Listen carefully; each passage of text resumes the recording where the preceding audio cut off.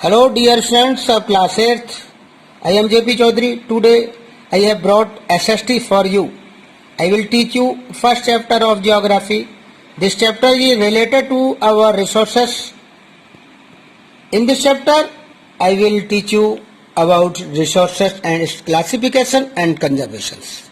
Let us start now the chapter our resources. First you will see this is your textbook of SST subject.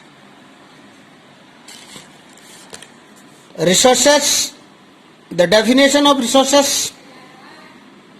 Resources is a basic thing which can be utilized in a form so that it becomes more valuable and useful and fulfill our needs. In Hindi, पर्यावरण में उपलब्ध वे वस्तुएं जो हमारी आवश्यकता वो पूरा करने में प्रयोग की जाती हैं उनको हम संसाधन या स्रोत कहते हैं.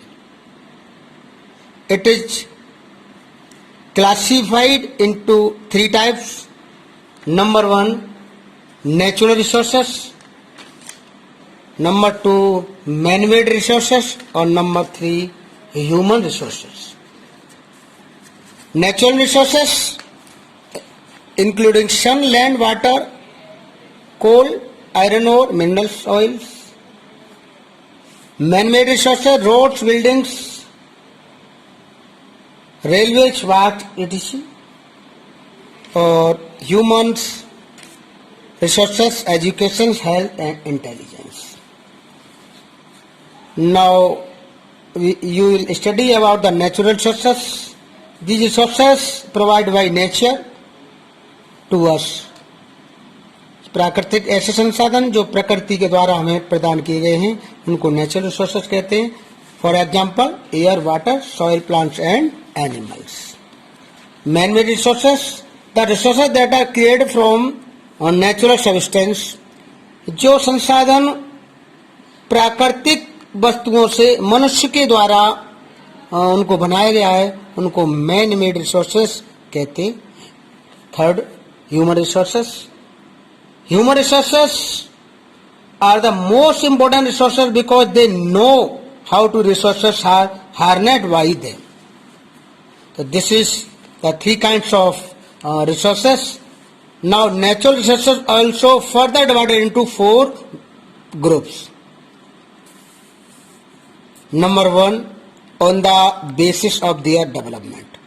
पहला है उनके विकास के आधार पर प्राकृतिक संसाधनों को भी हमने 2 भागों में उसको बांटा है, एक्चुअल और potential resources. Actual resources means संसाधन जो रिसोर्सेस डेवलप्ड बाय मैन, और पोटेंशियल संभावी resources. Potential actual resources which have been developed by humans for use. Example कोयला, petroleum etc. Potential resources are available to us but these are not utilized properly due to the lack of technology. Potential resources वो संसाधन होते हैं जो हमारे लिए उपलब्ध तो हैं पर लेकिन उनको हम प्रॉपरली उनका हम प्रयोग नहीं कर पा रहे हैं तकनीकी अभाव के कारण. Next on the basis of their origin, यानी उत्पत्ति के आधार पर. उत्पत्ति के आधार पर it is also further divide into 2 parts, abiotic and biotic resources. Abiotic means होता है निर्जीव और बॉयटिक में होता है सजीव. Abiotic resources are obtained from non-living or physical environment, for example land, water and air, rocks. Biotic resources are obtained from living organisms such as animals and plants. Next, on the basis of renewability, it is also divided into 2 parts, renewable and non-renewable.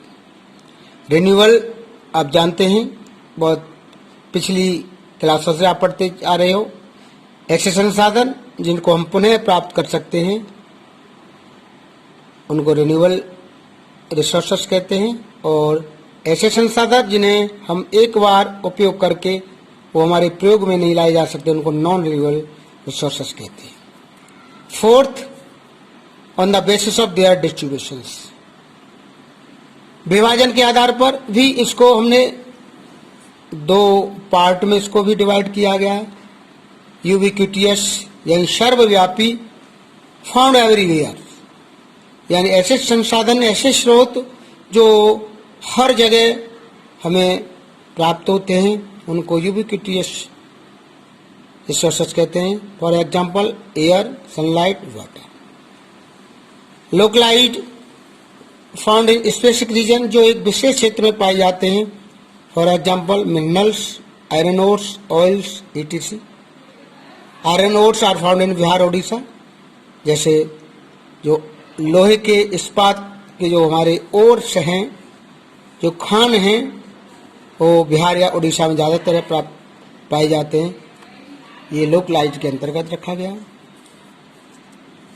अब हम next topic में conservation of resources के बारे में पढ़ेंगे। It is the gift of nature, so we must consume them judiciously, हमें इनका प्रयोग बहुत ही न्यायसंगत तरीके से करना है। सेव देम फॉर फ्यूचर, उन्हें हमें भविष्य में के लिए भी बचा कर रखना है। We should use carefully without damaging in our environment, हमें इनको इतनी सावधानी पूर्वक प्रयोग करना है जिससे हमारा वातावरण में कोई नुकसान न पहुंचे। तो this chapter is related to our resources. You study in this chapter the classification and definition and conservations. You can more and more study in your textbook, so please purchase your books immediately. जल्दी से जल्दी अपनी किताबें खरीदें। जिन बच्चों ने किताबें नहीं खरीदी हैं वो बुक्स खरीदें। आपका कोर्स ऑनलाइन शुरू हो चुका है। ये फर्स्ट चैप्टर के बारे में मैंने आपको बताया, संसाधनों के बारे में संक्षेप में।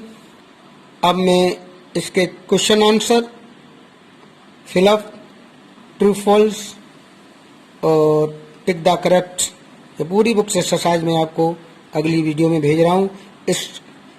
इस वर्क को आपको अपनी फेयर नोटबुक में करना है जिससे आपकी आने वाली पढ़ाई में नुकसान न हो।